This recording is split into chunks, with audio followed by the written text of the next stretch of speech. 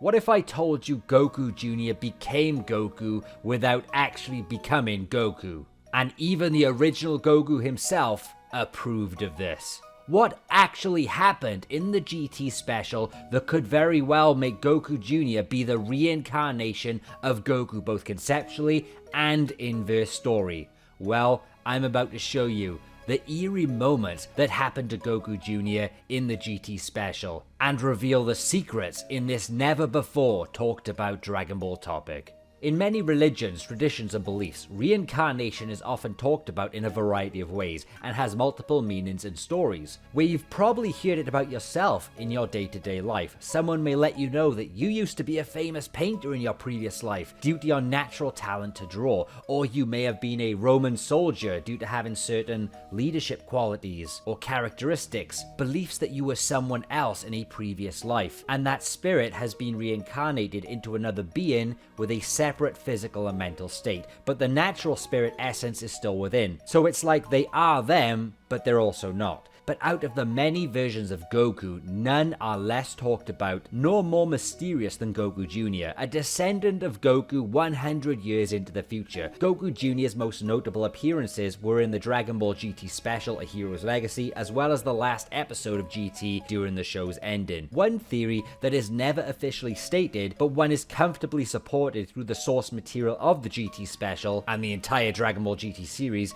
is that Goku Jr. is in fact the reincarnation of the Son Goku we all know and love. Not exactly the same being as Goku, but becoming him through the beliefs of reincarnation and past life experiences, all to do with mind, body, and spirit. Dragon Ball GT incorporates many vague moments of writing in which is purposely done to make the story mysterious and to leave the ending of GT up to our imagination. It also incorporates many real-life traditions and beliefs, such as Goku's ascension in broad daylight, where he's neither alive nor dead, he's ascended, as well as Sugoroku Space, where it's based on the River Sanzu story in Japanese Buddhist tradition. So in order to explain this, we must first look at the character of Goku Jr. at the very beginning of the GT special, which is placed before the final Budokai Tenkaichi in the final episode of GT, so it is a build-up of Goku Jr.'s character to the ending. There is no doubt Goku Jr. resembles Kid Goku. It's a complete clone of Son Goku's character design, far closer than Goten could ever dream of being. But there is one noticeable thing Goku Jr. is missing. No, it's not the gi, it's not the tail, nor tons of transformations. Something far more important to the character of Goku, and that is the highlight theme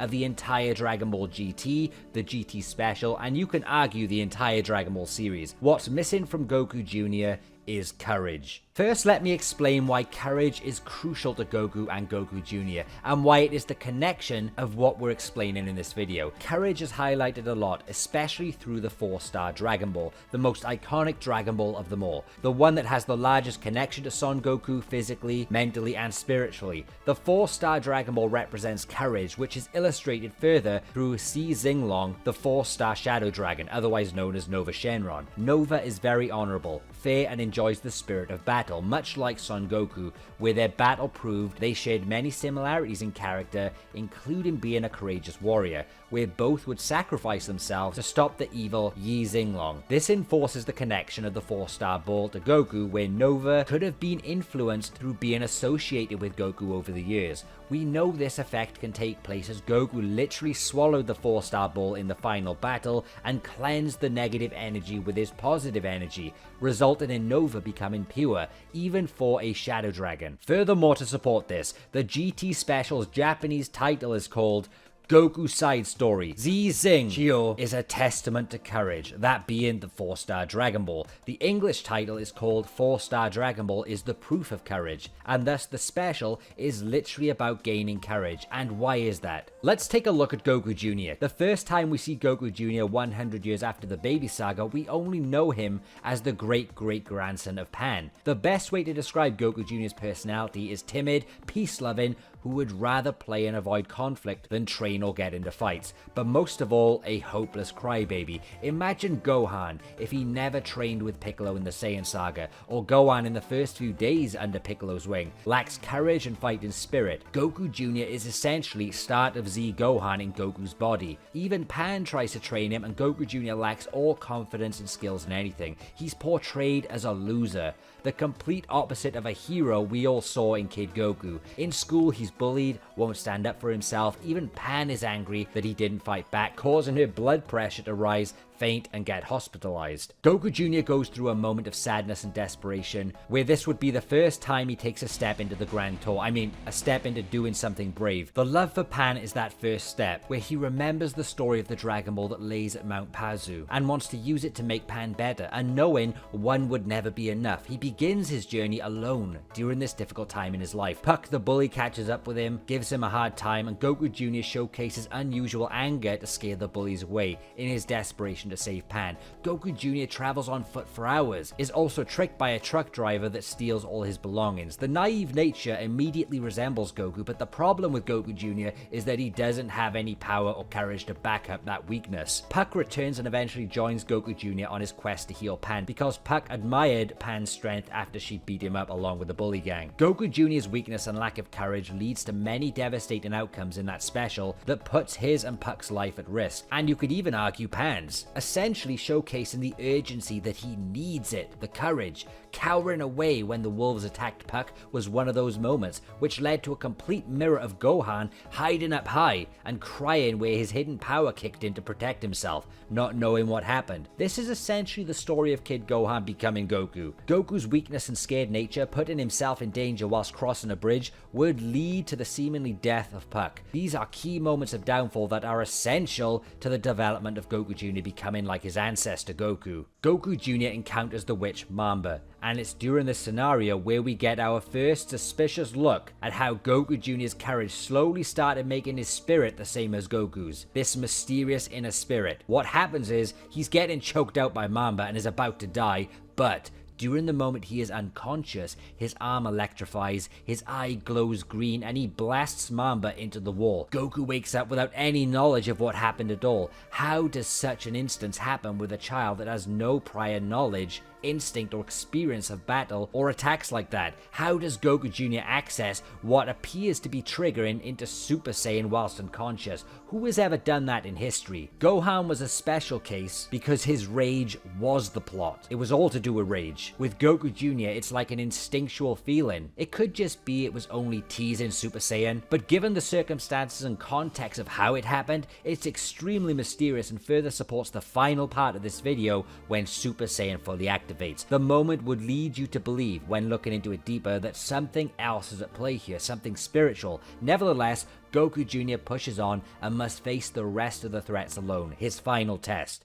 During the final parts of the GT special, when Goku Jr. became a Super Saiyan whilst facing off against Lord Yao and trying to protect the animals, the biggest resemblance wasn't just being Son Goku's character design clone, or the addition of the default golden hair and aura. The biggest resemblance that actually gives me goosebumps when watching is the look in Goku Jr.'s eyes. That striking stare of confidence, determination, and courage. The fierce look of the legendary Son Goku when he's in the heart of combat. Not only that, strangely, Goku Jr. would fight using moves he had never learned or trained to use. He had no combat experience like that, which makes it even more suspicious. And the moves, even his stance, replicated Son Goku from 100 years ago. Almost as if Goku Jr. was being possessed by a spirit other than his own. He even speaks with the same expression and words as what Goku would use, giving us that exact treat of a feeling of seeing Goku in action 100 years ago. Goku Jr. gained that fighting spirit of his Saiyan ancestor there. I mean, Bardock's bandana as well? This is all way too neat. And normally it would be sensible to believe Goku Jr. is just another Super Saiyan in the Super Saiyan bargain sale,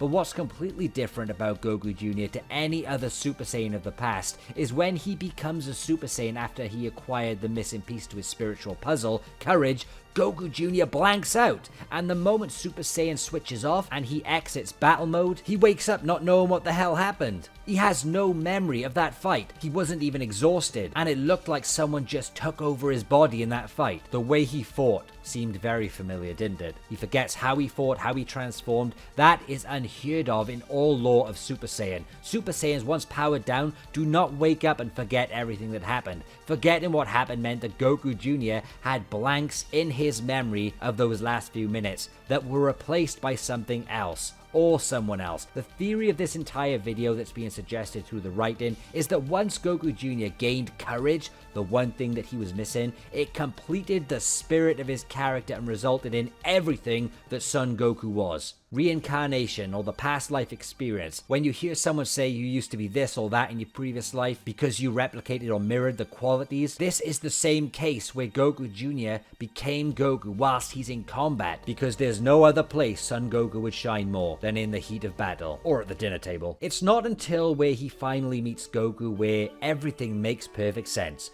Goku introduces himself and tells Goku Jr. that he was impressed with his strength and that it's been a long time since Goku has been as wound up as that. That could mean his excitement watching the battle, meaning Goku has been following Goku Jr. or been with him the whole time. Perhaps even bonding with Goku Jr.'s spirit and taking over him in the middle of battle, which would explain why Goku Jr. could not remember those moments and why Goku stated it's been a long time since he's been that wound up. Maybe Goku wanted a little battle through Goku Jr. because his own body is no longer a part of that world, or Dragon God Goku is just entirely broken with loads of hacks. As well as that, the battle was before Goku Jr. found the 4-star Dragon Ball. Even if you believe Goku is linked to the 4-star ball, it's unquestionable that he's been interested in Goku Jr.'s quest and kept his eye on him for some reason, and boldly tells Jr. he is Son Goku. No, not himself. He tells Goku Jr. that boy right there is Son Goku, and Jr. is sad about what happened to Puck, but suddenly and mysteriously, Pan and Puck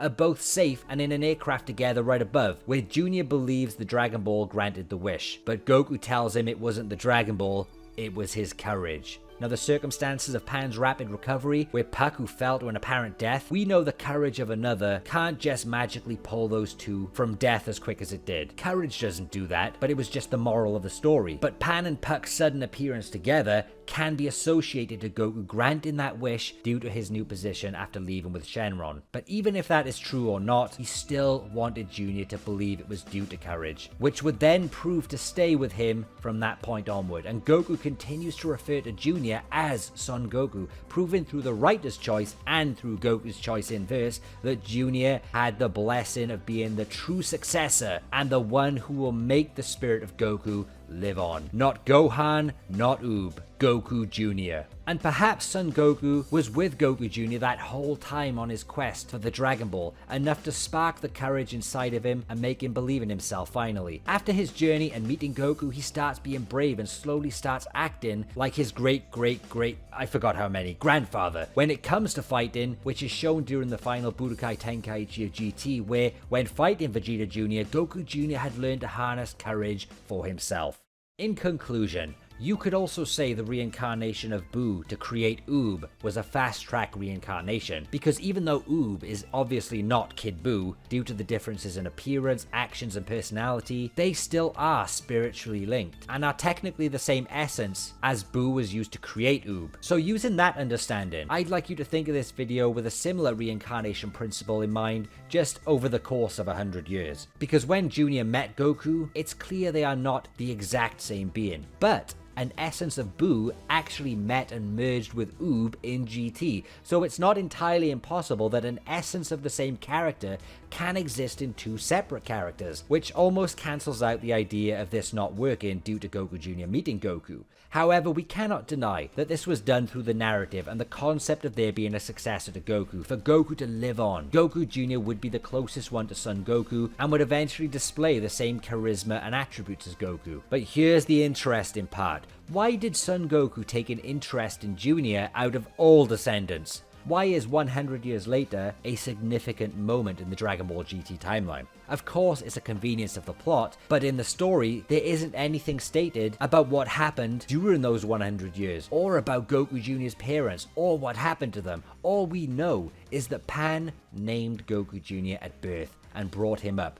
Goku cared about this descendant more than anyone, ever since Pan being the last one we know of, and I believe it's because Junior had what it took to remind Goku of himself, and it's why he finally showed up at the end of GT to watch Goku Jr.'s fight. He was satisfied, happy knowing everything is where it needs to be, and Goku Jr. had grown into a brave warrior to continue the story, to the point he even sported the same gi of Goku before he left with Shenron. It was poetry and a full circle story of Goku returning 100 years later, literally and metaphorically, where all he needed was a little dose of courage by the old Goku. Goku Jr. holds onto the 4-star ball as a memento of his grandpa Goku, similar to how Goku held it close as a memento in respect of his grandpa Gohan. And that's when Goku Jr. became Son Goku. And now, Goku Jr. takes on a whole new adventure, and continuing the legendary story of Dragon Ball and Goku, until we meet again.